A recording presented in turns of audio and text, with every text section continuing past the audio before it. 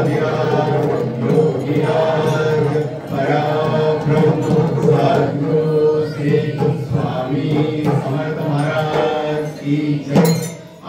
कोटी ब्रह्मांड नायक राजाधिराज योगीराज परब्रह्म सद्गुरु श्री स्वामी समर्थ महाराज यांच्या कृपेने आज जी स्वामी समर्थ महाराजांची कथा आहे.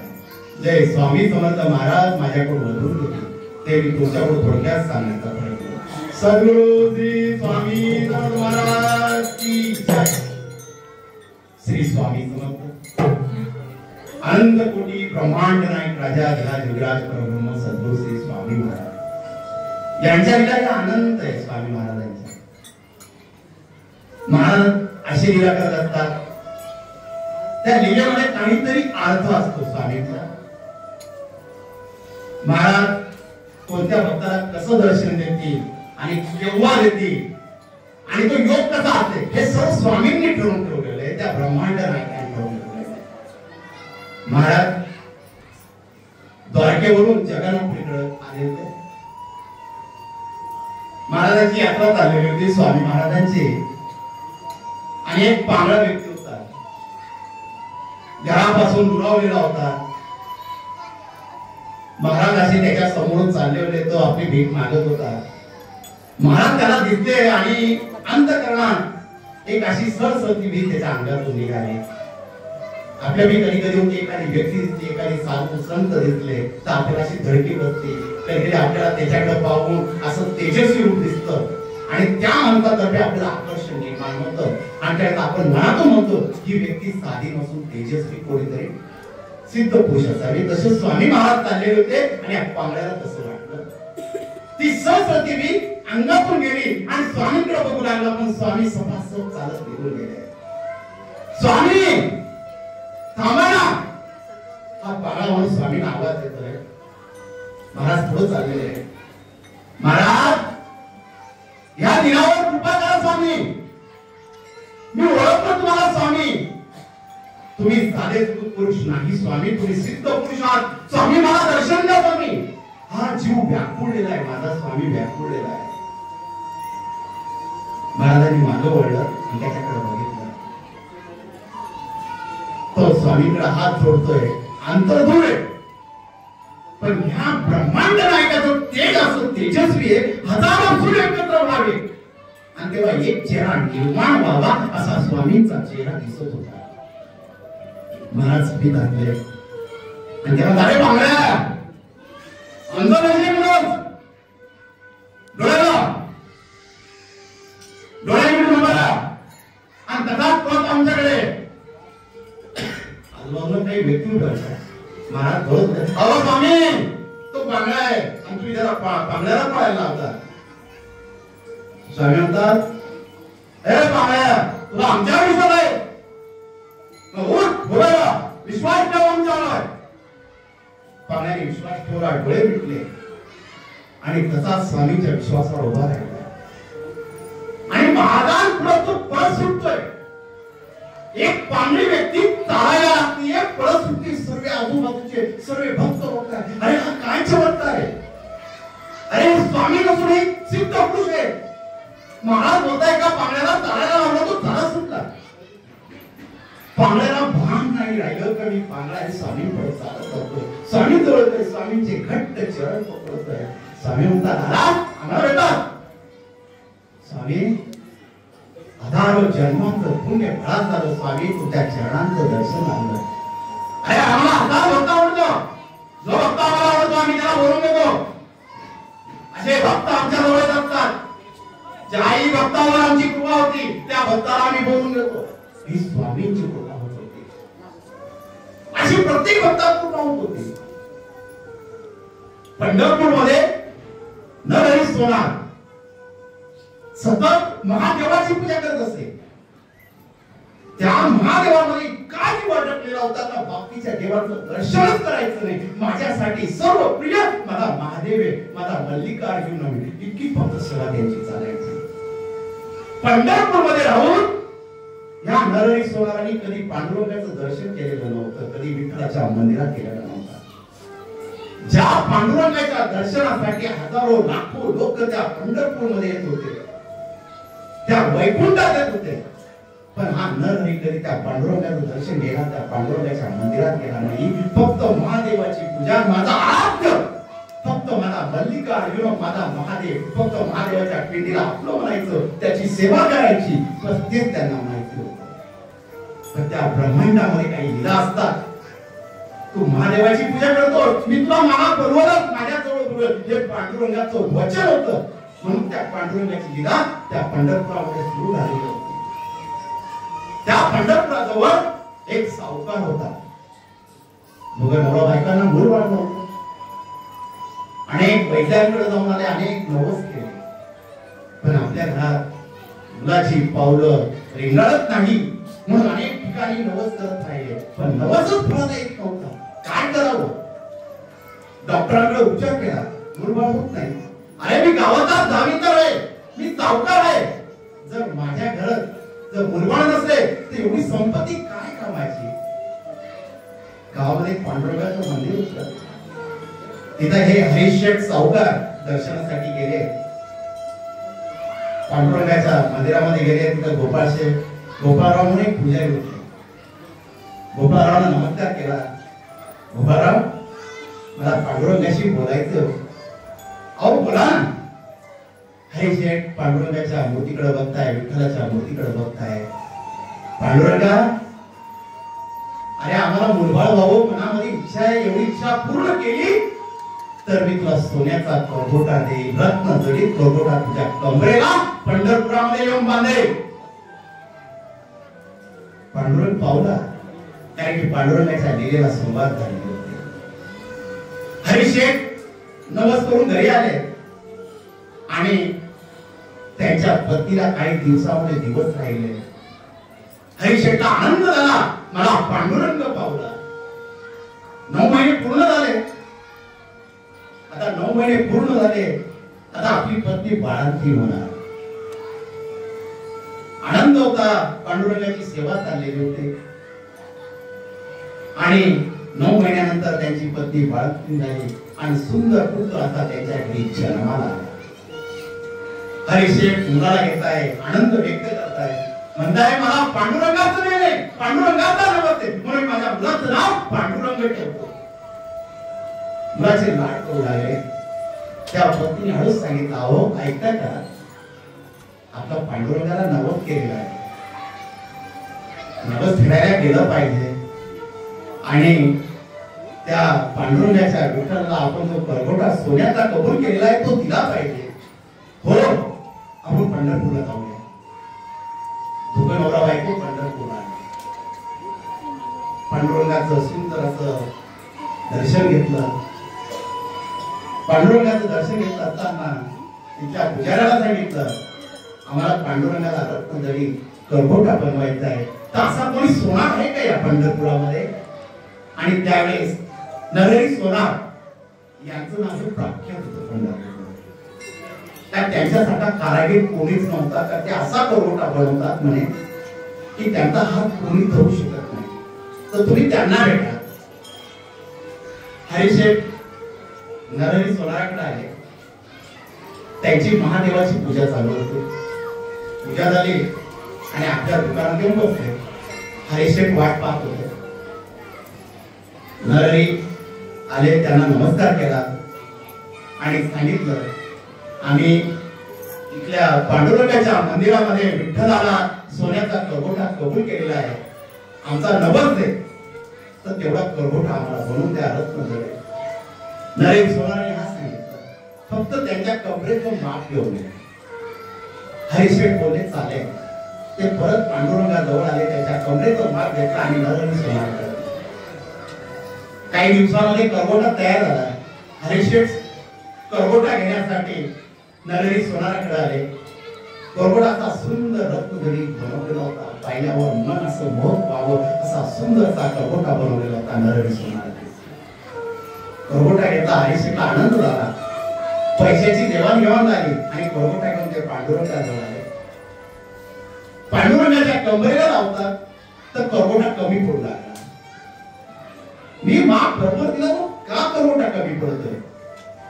मग परत करगोटा घेतला आणि नरहरी सोनाराकडे आले. शेठ, हा करवटा कमी पडतोय तर थोडा वाढवून द्या. तर तुम्ही माफ भरपूर दिलं होतं, पण त्याकरता त्यांनी परत करवट्याचं माफ केलं. परत पांडुरंगाजवळ तो करवटा घेऊन ते आले. पांडुरंगाच्या कमरेला करवटा बांधता. आता करवटा खूप मोठा झाला. परत करवटा नरहरी सोनाराकडे आणला, परत कमी केला. तो खूपच कमी झाला. असं वारंवार होऊ राहिलं. तेव्हा हरिशेठ विनंती करतात, नरहरीजी, तुम्ही पांडुरंगाच्या मंदिरात आल्या, योग्य असं माप घेतलं तर आपल्याला करवटा बांधता येईल. त्यावेळी नरहरी सोनार बोलू लागले, हरिशेठ, मी माझा आराध्य सोडून मी कोणत्याही देवाचं दर्शन घेत नाही. मी फक्त माझा आराध्य दैवत माझा मल्लिकार्जुन माझ्या महादेवाची पूजा करतो. मी तर देवाचं तोंड सुद्धा पाहत नाही. मी तर मूर्तीचं दर्शन सुद्धा घेत नाही. माझा मल्लिकार्जुन आणि मीच. हरिशेठ विनंती करू राहिले, अहो असं सांगाल तर माझा करवटाचा नवस कसा पूर्ण होणार. दोघांमध्ये बातचीत मध्ये तोडगा निघाला. मी विठ्ठलाच्या कमरेचं माप घ्यायला गेले, पण माझ्या डोळ्याला पट्टी बांधून जावं लागेल. मी मूर्तीकडे बघणार नाही. मला हाताने तुम्ही घुमवायचं मूर्तीचं, मी तिथं स्पर्श करेल. तसं बोलल्यानुसार त्यावेळेस आषाढी एकादशीचे दिवस होते. पंढरपूर मध्ये गर्दी भरपूर होती. नरहरी सोनार यांच्या डोळ्याला पट्टी बांधण्यात आली. पट्टी बांधून त्यांचा हात धरून हरिशेठ पंढरपूरला पांडुरंगाच्या मंदिराकडे घेऊन जात आहे. त्यांची पत्नी सोबत आहे आणि नरहरी सोनार डोळ्याला पट्टी बांधून त्यांच्या बरोबर जातोय. रस्त्यावरचे लोक बघताय, अरे हा डोळ्याला पट्टी बांधून जाणार कोण? आम्ही एवढ्या दुरून दर्शनाला आलो, पांडुरंगाचं रूप आमच्या डोळ्यामध्ये साठवतोय आणि हा ते रूप साठवायचं सोडून डोळ्याला पट्टी बांधून जातोय. काय याचं नसीब.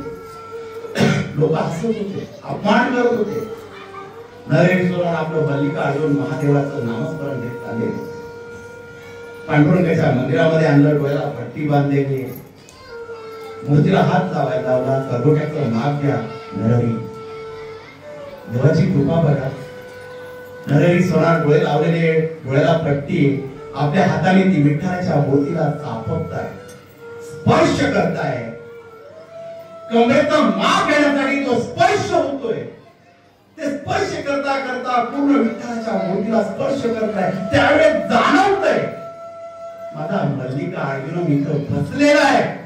गळ्यामध्ये नागांचा त्याने वस्त्र अलंकार केलेला आहे.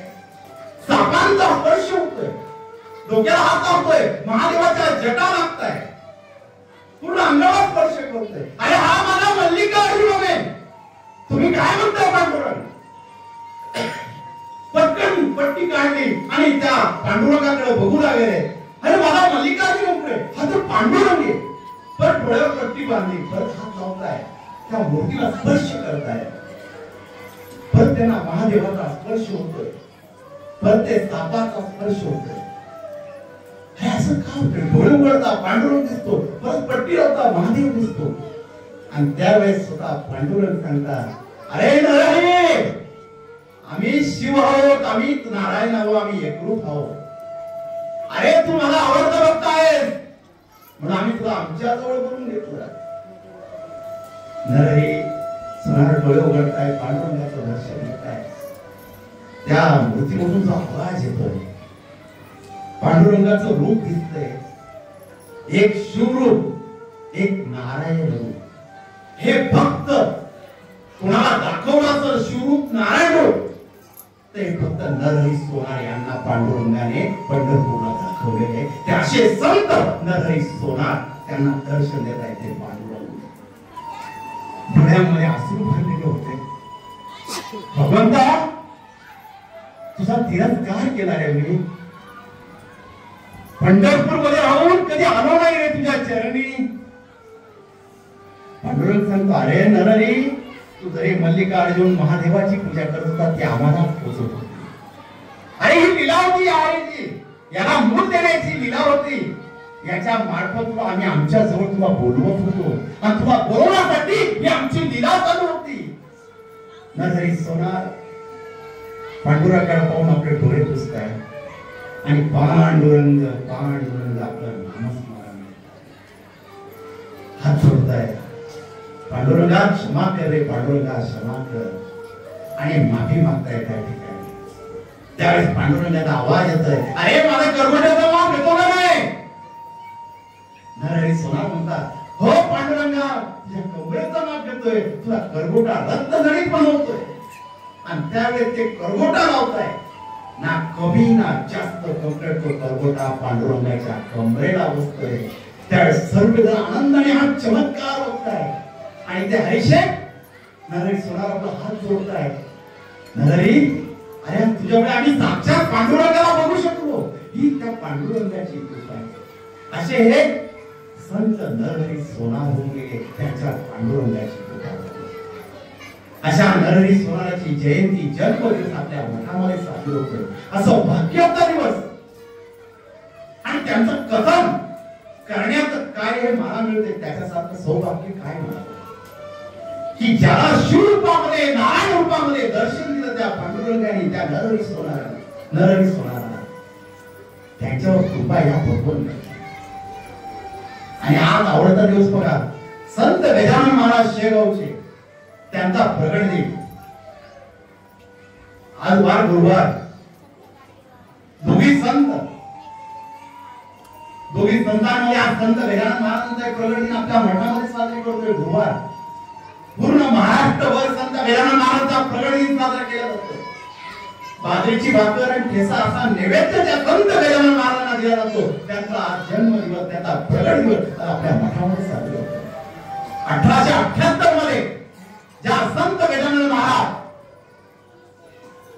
आपल्या इंग्रजी कॅलेंडर नुसार 23 फेब्रुवारी या दिवशी प्रगट झाले. आणि तिथीनुसार कृष्ण पक्ष रथ सप्तमीच्या दिवशी संत गजानन महाराज शेगाव येथे प्रगट झाले. देवीदास त्यांच्याकडे कार्यक्रम चाललेला होता, अन्नदान चाललेलं होतं. आणि अन्नदानाच्या काही पत्रवळी बाहेर फेकलेल्या होत्या. व्यंकटलाल अग्रवाल आणि दामोदर कुलकर्णी हे त्यांच्याकडे जेवणासाठी चाललेले होते. तेव्हा संत गजानन महाराज ज्या पत्रवळ्या फेकलेल्या होत्या त्याच्यातून एक एक अन्नाचा कण घेऊन आपल्या मठामध्ये भाषण करत होते. त्यावेळेस व्यंकटलालाचं लक्ष संत गजानन महाराजावर गेलं. आणि तेव्हा ते दामोदर कुलकर्णींना सांगताय, दामोदरजी, हे तेजस्वी पुरुष दिसत आहे, ते अशी का बसलेले, एक एक अन्नाचा कण खात आहे? अरे कोणी असं मागणार आहे? नाही, मागणार असते तर ते देवीदासांकडे स्वतः गेले असते आणि त्यांनी स्वतःहून त्यांची पत्रवळी मागून घेतली असते. कारण की देवीदासांकडे ऋतू शांतीचा कार्यक्रम होता त्या दिवशी. आणि देवीदास हे अन्नदान करणारी व्यक्ती, दान धर्म करणारी व्यक्ती आहे. ती कधी त्यांना नाही म्हटली नसती. ही कोणी मला साधारण पुरुष दिसत नाही. त्यावेळी ते गजानन महाराज जवळ गेले, नमस्कार केला. महाराज, तुम्ही तर अन्न खाताय, एक एक कण खाताय, मी तुम्हाला जेवणाचा नैवेद्य देतो. त्या गजानन महाराज बोलले, तुझी इच्छा आहे. भुकेल्याला जर तुम्ही अन्न देत असत तर त्याच्यासारखा पुण्यवान कोणी नाही. त्यावेळेस स्वतः व्यंकटलाल गजानन महाराजांसाठी जेवणाचं ताट घेऊन येतात आणि गजानन महाराज एक घास खातात. तर गजानन महाराज जेवत असताना गजानन महाराजांना तहान लागलेली. जेवण झाल्यानंतर व्यंकटलालांनी विचारलं, महाराज पाणी आणू का? महाराज तिथं बैलं बांधत असताना ओढ्याचं पाणी होतं, तिथं जाऊन पाणी पिऊ लागले. त्यावेळेस व्यंकटलाल बोलू लागले, महाराज हे पाणी खराब आहे. त्यावेळेस संत गजानन महाराज होता, खराब काय चांगलं काय त्या भगवंताने निर्माण केलेले त्याचा स्वीकार आपण केला पाहिजे. ही गजानन महाराजांची कृपा होती, त्यांचे विचार होते. आणि चमत्कार संत गजानन महाराजांनी शेगाव येथे केले. ओढ्याला पाणी नव्हतं, दुष्काळाचा प्रसंग शेगाववर परतलेला होता. आणि त्यावेळेस संत गजानन महाराजांनी आपल्या हातातला लोटा व्यंकटलालाकडे दिला, पाणी आणायला सांगितलं. त्यावेळेस व्यंकटलाल बोलताय, अहो ओढ्याला पाणी नाही, आपले तळ भिजतील एवढं पाणी. त्या गजानन महाराज बोलतात, तू मला तिथंच पाणी घेऊन ये. ज्या पंकटात त्या ओढ्यामध्ये पाणी काढताय, जसं कमंडलू त्या पाण्याला लागतंय तसे पाण्याचे झरे निघताय. जिथं जिथं ते कमंडलू लागतंय गजानन महाराज तिथून पाण्याचे झरे लागतात आणि तिथून संत गजानन महाराजांच्या लीलेला सुरुवात झाली त्या शेगावला. आणि ते संत गजानन महाराजांचा आज प्रगट दिन आणि तो प्रगट दिन आपण आपल्या मठामध्ये साजरे करतो. हे असे संत आपल्या महाराष्ट्राला लाभले. त्यातर काल आपले हिंदू हृदय सम्राट छत्रपती शिवाजी महाराज यांची काल जयंती, त्यांचा जन्मदिवस. आपलं भाग्य म्हणावं की छत्रपती शिवाजी महाराजांचा जन्म झाला म्हणून आज हा हिंदू धर्म हा जिवंत राहिला. आज छत्रपती शिवाजी महाराजांबद्दल एकच शब्द सांगतो, एक छावा चित्रपट लागलेला आहे. इतिहास वाचलेला नसेल, इतिहास ऐकलेला ऐकल, पण माझं सर्वांना हात जोडून विनंती, एकदा छावा चित्रपट बघायला तर सर्वांनी.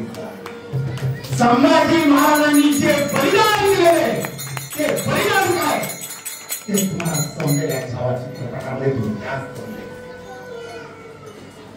अहो, जे संभाजी महाराज 45 दिवस यातना सहन करत होते,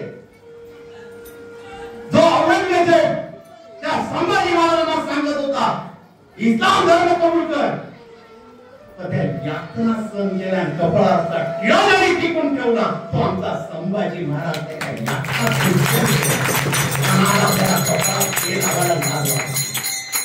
ज्याही धर्म टिकून ठेवला त्या धर्मासाठी अनेक यातना सहन केल्या तो संभाजी महाराज, आपला छत्रपती संभाजी महाराज. अहो, त्यांच्यासाठी आपण काही करू शकत नाही, तर धर्मासाठी सुद्धा काही नुसतं संभाजी महाराजांसारखा चंद्रपूर किल्ला लावून चालणार नाही. त्यांचे विचार आपल्या अंतःकरणात आणावं लागेल, तेव्हा त्यांना तो आनंद होईल. त्या छत्रपती संभाजी महाराजांना, माझ्या शिवरायांना आनंद होईल. तेव्हा ती जयंती साजरी करण्याचा आनंद आणि ती जयंती साजरी केल्याचं जे आपण म्हणतो आपण आपला आनंद मिळाला, तो आनंद खरा तो तिथे. आणि त्या शिवाजी महाराजांना, छत्रपती शिवाजी महाराजांना तो आनंद निर्माण होईल की मी ज्या स्वराज्याची स्थापनेसाठी लढत होतो त्याचं योगदान खरं आता मला मिळालेलं आहे. म्हणून असे राजे आपल्या महाराष्ट्रात जन्माला आले, असे संभाजी राजे जन्माला आले. त्यांचं चरित्र वाचा, चरित्र वाचून त्यांचं रूप घेऊन फिरू नका. त्यांचं आचरण आपल्या आत्म्यात उतरवा, आपल्या आचरणात उतरवा, त्यांचे संस्कार उतरवा आणि या हिंदू धर्मासाठी काहीतरी करा. आज हा धर्म टिकलेला आहे ही छत्रपती संभाजी महाराजांची कृपा आहे. बोला छत्रपती संभाजी महाराज की जय. स्वामी महाराज अशीच प्रत्येक भक्तावळीला करत होते आणि आज सुद्धा ही त्यांचीच लीला. 3 दोन संतांची एक योद्धाची जयंती आपल्या मठामध्ये होती. किती भाग्य म्हणावं या मठाचं की आपण यांची जयंती साजरी करतोय आणि आज तो आनंद सर्वांना मिळतोय. ही स्वामींची कृपा आहे. ही लीला स्वामी महाराज करून घेतात आणि त्याचं भाग्य आपल्याला मिळतं. आणि आज महत्वाचं सर्वात आज प्रगट दिन गजानन महाराजांचा आणि परत 4 मार्च पासून कार्यक्रमाला सुरुवात होत आहे. 9 मार्च रोजी संत गजानन महाराजांच्या मूर्तीची प्राण प्रतिष्ठा कळवण येथे होणार आहे आणि सर्व भक्त मंडळी संत गजानन महाराजांचं आमंत्रण देण्यासाठी आपल्या स्वामी समर्थ मठामध्ये आलेले. मी सोड मोरे सरांना विनंती करतो की त्यांचं नाव घेऊन त्यांना